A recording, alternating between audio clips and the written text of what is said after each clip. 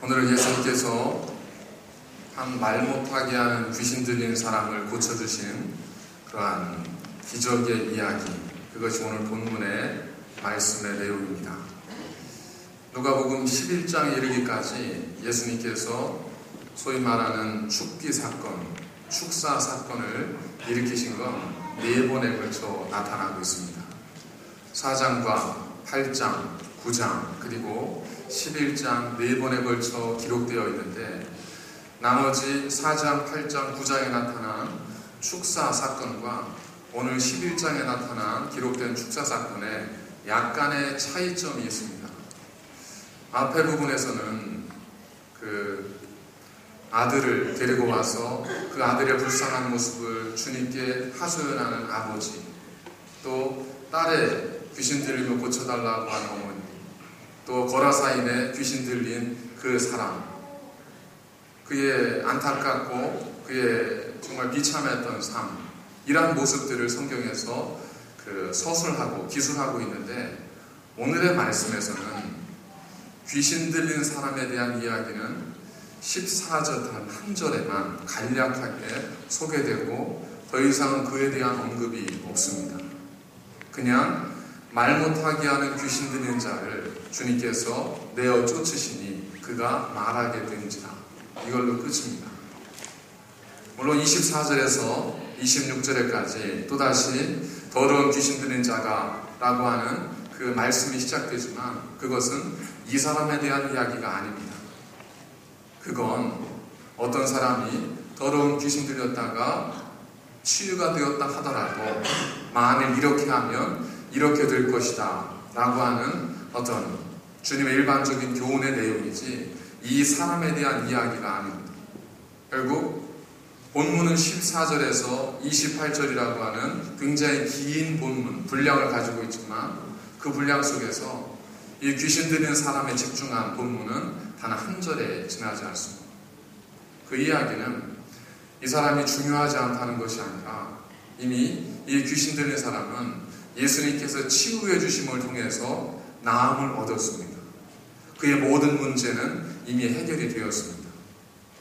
그런데 주님께서는 이 사건을 통해서 그냥 또 다른 하나의 이적 기사를 성경에 기록하고자 하심이 아니라, 이 사건을 관문으로 삼아서, 이 사건을 문으로 삼아서 그 문을 열게 하고, 그 뒤에 드러나지 않았던, 그 뒤에 보이지 않았던 엄청난 또 다른 사실을 주님께서 제자들과 말씀을 듣는 자들과 그 말씀을 읽는 독자들에게 알려주시고자 하는 주님의 뜻과 의도가 담겨 있다는 겁니다. 중동지방에서 내전으로 인한 그 난민들의 이 문제는 전 세계의 중요한 이슈가 된 지 오래입니다. 그런데 전 세계의 나라들이 대부분 이 난민들을 인도주의적 차원에서 수용하기보다는 자국의 경제적 상황을 이야기하면서 이 난민들을 거의 돌려보내고 있는 실정이지 않습니까? 저희들이 살고 있는 호주로 들어오는 난민들을 다시 배에 태워서 다 나라로 돌려보내고 있지 않습니까? 그러면서 UN, 여러 인권단체로부터 비난을 받기도 하는데, 이거는 아마 유럽 그리고 대부분의 나라들의 문제이기도 합니다. 그런데 이 난민 정책에 대한 이 국가적인 입장이 지난주 한 장의 사진을 통해서 엄청난 전환점을 갖게 되었습니다. 터키 한 해변에 떠밀려온 3살짜리 아이의 사체, 모래사장에 엎드려져 있는 채 밀려오는 썰물에 전혀 반응하지 않고 그냥 쓰러져 있는 한 장의 사체가 터키에 있는 한 기자, 닐루페르 데미르라고 하는 여기자의 눈에 포착이 되어서 그가 그 아이의 안타까운 죽음을 세상에 전하기 위해서 앵글에 담습니다. 그 사진은 곧이어 외신을 통해서 전 세계에 보도가 되어지게 되었고, 전 세계 미디어들이 메인 뉴스로 다루게 되었습니다.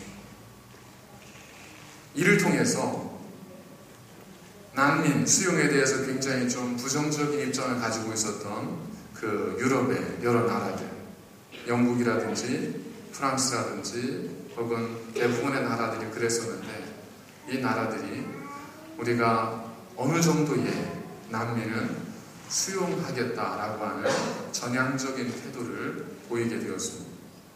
독일과 프랑스는 EU에 속한 회원국들이 예전에 주장했던 것처럼 어느 정도의 난민들을 책임을 가지고 수용하자라고 하는 합의문을 만들어냈습니다. 전 세계의 난민에 대해서 아무런 생각도 하지 않았던 사람들이 이 한 장의 사건을 통해서 그를 우리의 이웃으로 바라보기 시작했다는 것. 그러니까 이 한 장의 사진은 3살짜리 꼬마아이가 얼마나 추웠을까, 얼마나 괴로웠을까, 얼마나 아팠을까, 이걸 전해주는 사진이 아니고, 이 한 장의 사진은 그 아이를 죽음에 이르게 한 것이 결국 그를 우리의 이웃으로 생각하지 못했던 수많은 나라와 이 땅을 살아가고 있는 모든 세계인들의 공통의 책임이라는 것을 이 한 장의 사진은 우리들 모두에게 전하고 있다는 것. 그러니까 이 한 장의 사진은 한 아이를 설명하는 것이 아니라 전 세계에 이웃을 이웃으로 알지 않았던 수많은 사람들, 생활에 분주함에 주위를 돌아보지 않았던 수많은 세계인들을 깨우고 그들의 마음에 변화를 주는 어떤 통로가 되어졌다는 것.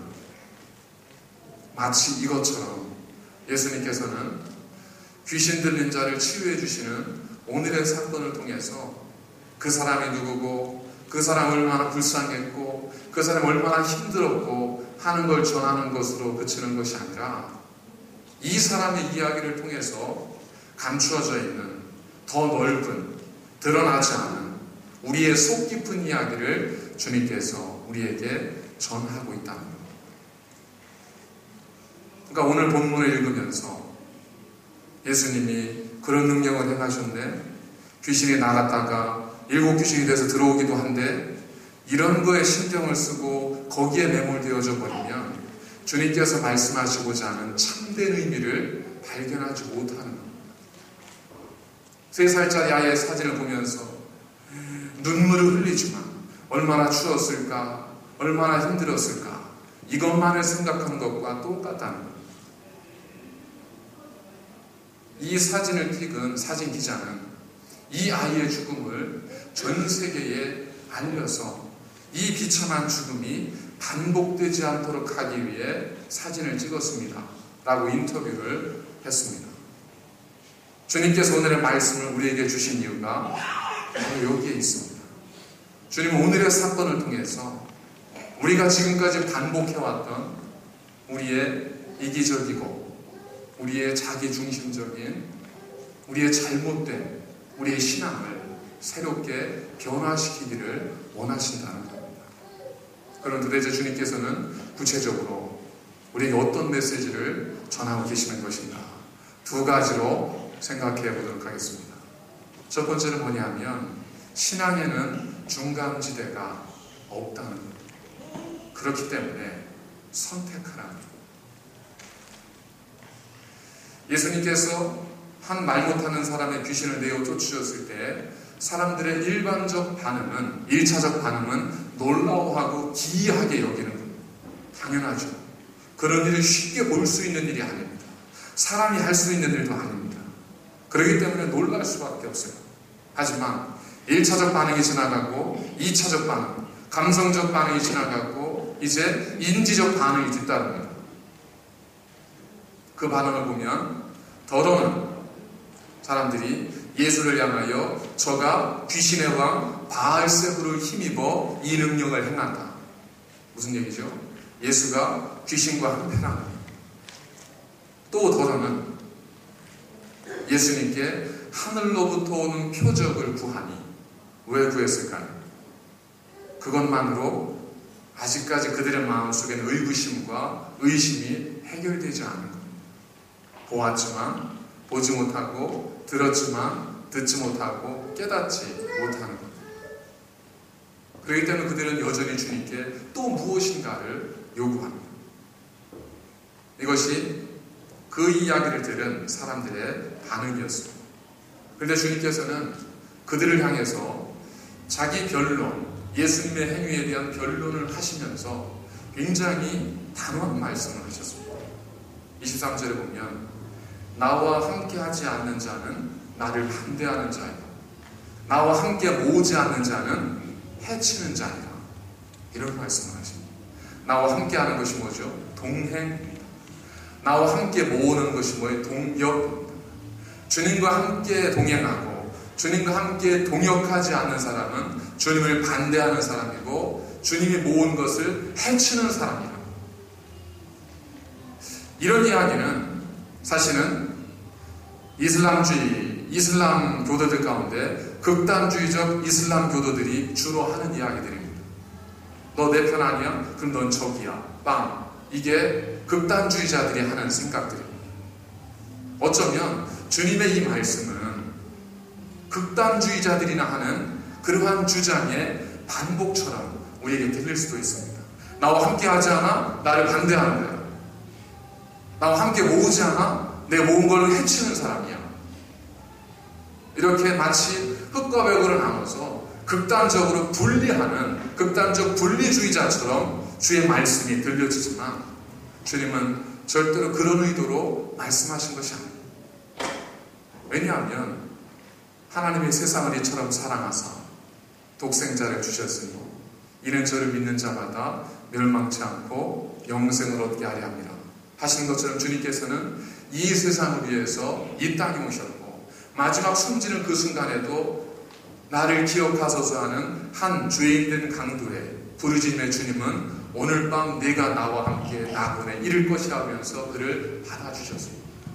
주님은 네 편 내 편을 갈라서 분열을 일으키고자 하는 그런 분이 아닙니다. 그럼에도 불구하고 주님께서 이런 말씀을 하셨다는 것은 무엇을 의미할까? 주님께서는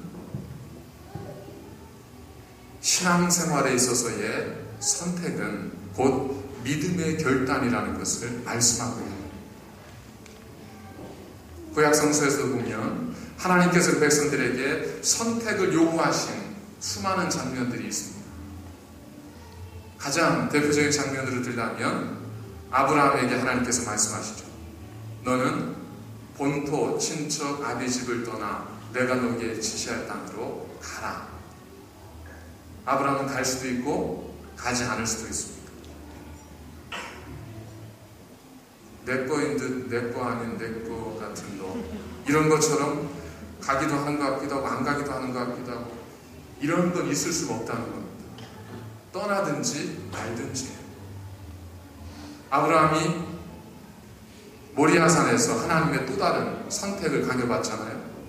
요청받습니다. 내 아들 이삭을 내게 바치라. 바치든지 말든지. 이삭은 내 거 같은 내 거 아닌 내 거 같은 너가 아니라 이삭은 하나님의 것이에요. 그렇기 때문에 아브라함은 그 이삭을 바칩니다. 어떻게 할 수 있죠? 칼을 들어서 하나님의 다독하는 소리가 들려질 때까지 아브라함은 칼을 빼들었습니다. 아브라함은 선택했습니다. 믿음은 결단입니다. 믿음은 회색지대가 없습니다. 잠시 잠깐은 회색지대처럼 보이는 그 공간과 시간이 있을 수 있습니다. 하지만 주님께서는 우리로 하여금 결단케 하십니다. 베드로를 향해서 나를 따르라. 베드로가 그물을 버려두고 예수를 따릅니다. 따르든지 말든지. 주님, 제가 따라가지는 못하겠지만 여기서 주님을 따르겠습니다. 이런 애매한 표현은 성경에 나오지 않습니다. 이스라엘 백성들이 적과 꿀이는 가나안 땅을 갈 것이냐 말 것이냐. 그들의 선택은 둘 중에 하나입니다. 여호수아는 그들에게 요청합니다. 이제 우리가 약속의 땅에 들어가게 되었으니 너희가 오늘날 섬길 신을 택하라. 나와 내 집은 오직 여호와를 섬기겠노라. 하나님을 택하든지 우상을 택하든지 선택은 분명합니다. 신앙생활은 회색지대가 없습니다. 물론 우리에게는 양비론, 양심론 이런 것들이 있죠. 양비론은 뭐죠? 둘 다 비판해버리는 겁니다. 둘 다 비판하면 비판하는 나는 의로워 보이지만 둘 다 비판함을 통해서 모든 걸 부정해버리면서 아무것도 인정하지 않는 그러한 어떤 보신적 기회주의자라고 하는 비판을 듣지 않을 수 없습니다. 양심론도 마찬가지입니다. 모든 것을 인정하는 것은 때로는 아무것도 인정하지 않는 것과 다름이 없습니다. 식당에 가보세요. 뭐 드시겠어요? 전 아무거나 다 좋아요. 이건 뭐예요? 아무것도 선택하지 않은 겁니다. 그건 선택이 아니에요. 난 모든 걸 다 먹을 수 있습니다. 이건 선택한 게 아닙니다. 선택은 무엇인가를 포기함으로 얻는 겁니다. 신앙생활은 여기도 좋고 저기도 좋은 것이 아니라 내가 사도 바울의 고백처럼 예수 그리스도가 가장 고상함을 인해서 내 모든 것을 내려놓고 배설물처럼 여기는 것이 믿음이고 그것이 신앙입니다. 주님께서는 오늘의 말씀을 통해서 이 이야기를 우리에게 전해주고 있습니다. 신앙에 회색지대는 있을 수가 없습니다. 신앙의 중간은 있지 않습니다.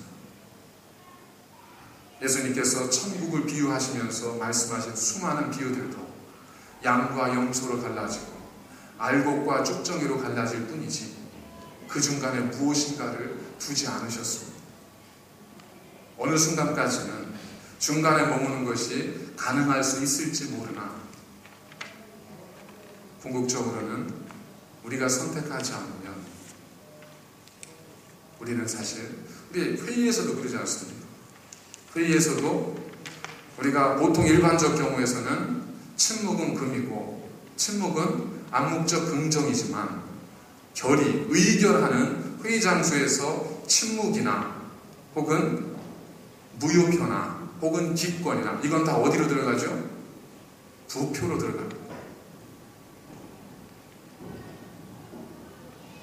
선택하지 않았다는 것, 중간에 서 있다는 것은 때로 우리가 그것을 인정하지 않고 받아들이지 않는 것과 다르지 않다는 것. 예수님께서 마치 극단주의자처럼 그렇게 단호하게 나와 함께 하지 않는 자는, 나와 함께 모으지 않는 자는, 나를 반대하는 자는, 모은 것을 해치는 자라고 말씀하셨던 이유는 바로 여기에 있습니다. 신앙의 문제, 믿음의 문제, 주님을 따름의 문제에 있어서는 중간의 회색지대는 있을 수 없습니다. 이걸 조금 더 쉽게 표현하면 적당히 믿는 것은 있을 수 없다는 것. 성경의 주님께서도 내가 나더러 주여 주여 하고 더러는 귀신을 쫓아내고 더러는 병자를 고쳤다 할지라도 내가 너를 도무지 알지 못한다고 하실 수도 있다고 우리에게 경고하셨지 않습니까?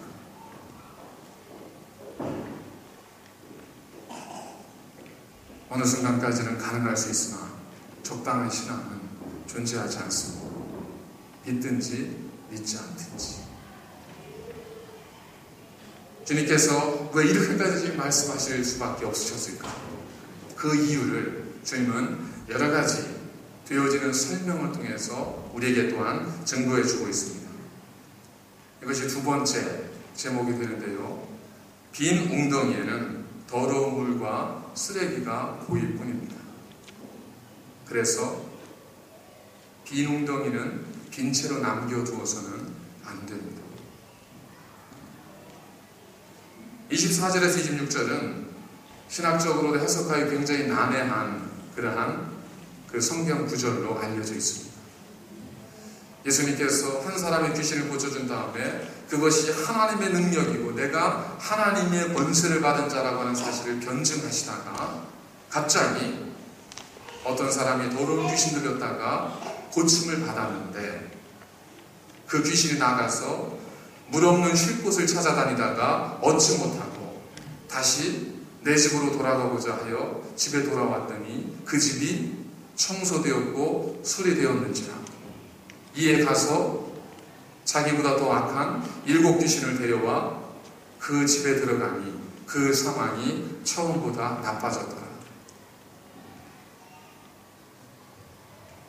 주님께서 우리로 하여금 선택하라, 중간지대는 없다 라고 말씀하신 이유는 바로 여기에 있습니다. 웅덩이 아무것도 채워져 있지 않으면 그곳에는 누가 채우지 않아도 어느새 쓰레기와 더러운 물들이 고일 수밖에 없기 때문입니다. 자, 그렇다면 귀신이 떠나갔다는 것은 우리가 어떻게 이해할 수 있을까? 그것은 놀라운 신적인 하나님의 은혜를 경험하는 겁니다. 왜? 하나님의 영이 아니고서는 그 일이 불가능하기 때문에.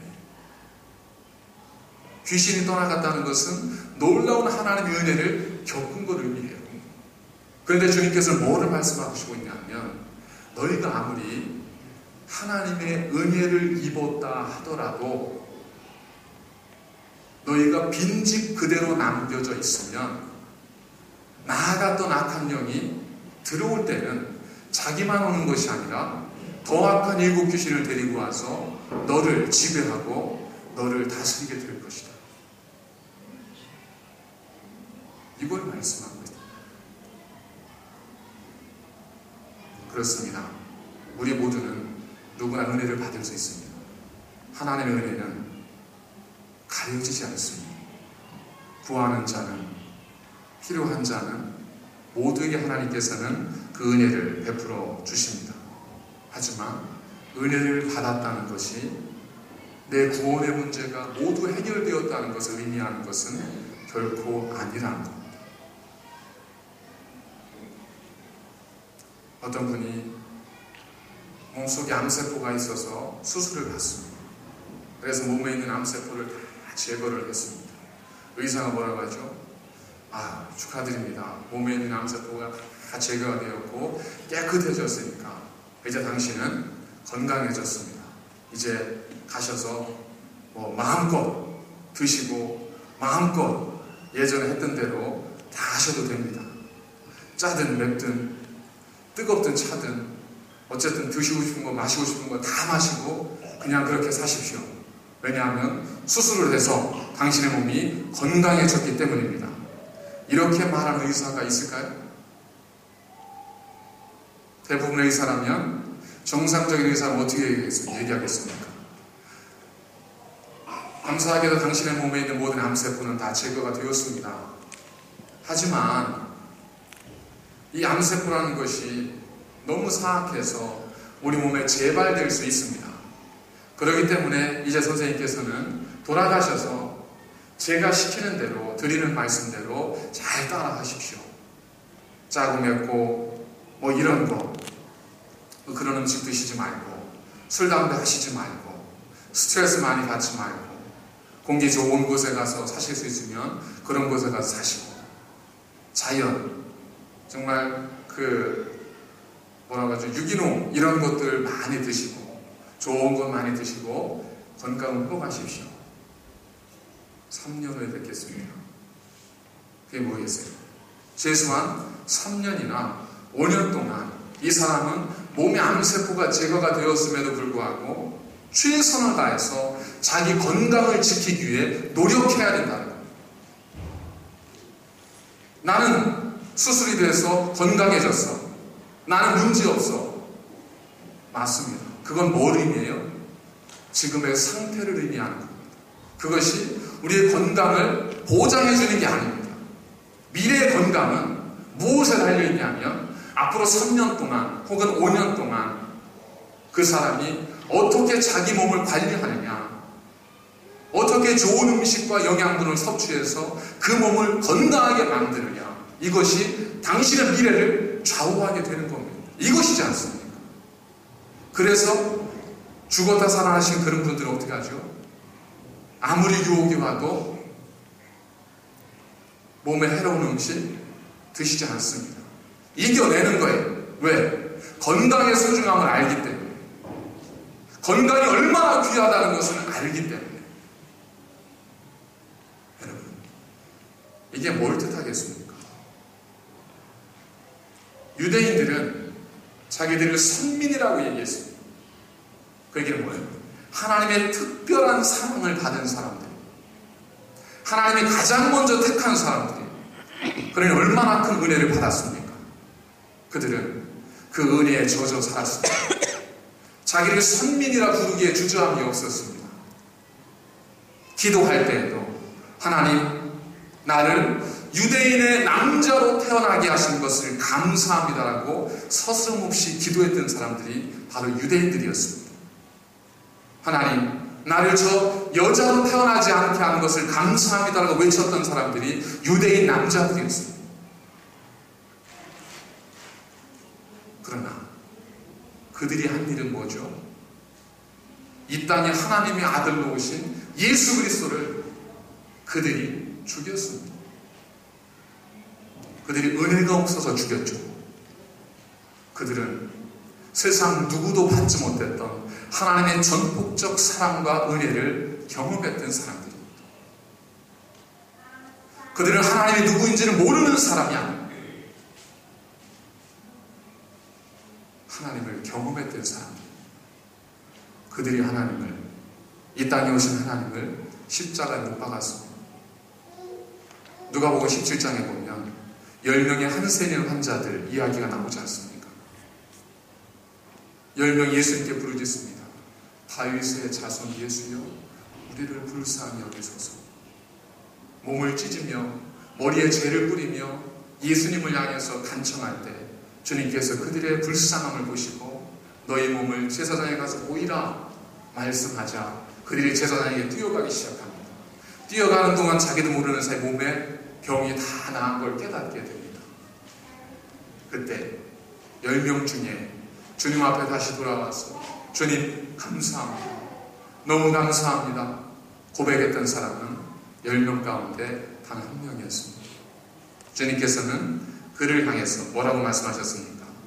10사람이 다 깨끗함을 받지 아니하였느냐? 그 9은 어디 있느냐? 이 이방인 외에는 하나님께 영광을 돌리러 온 자가 없느냐 하시고 그에게 이르시되 일어나 가라. 내 믿음이 너를 구원하였느니라.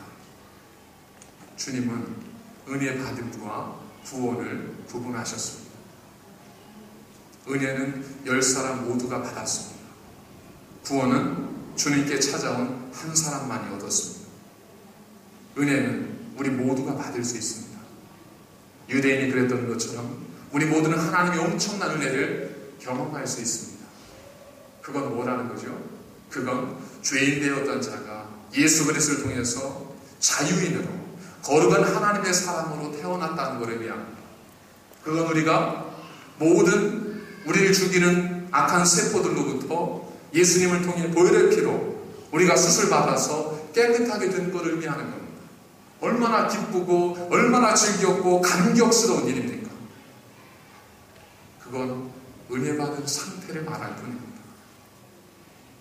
건강은 앞으로의 문제입니다.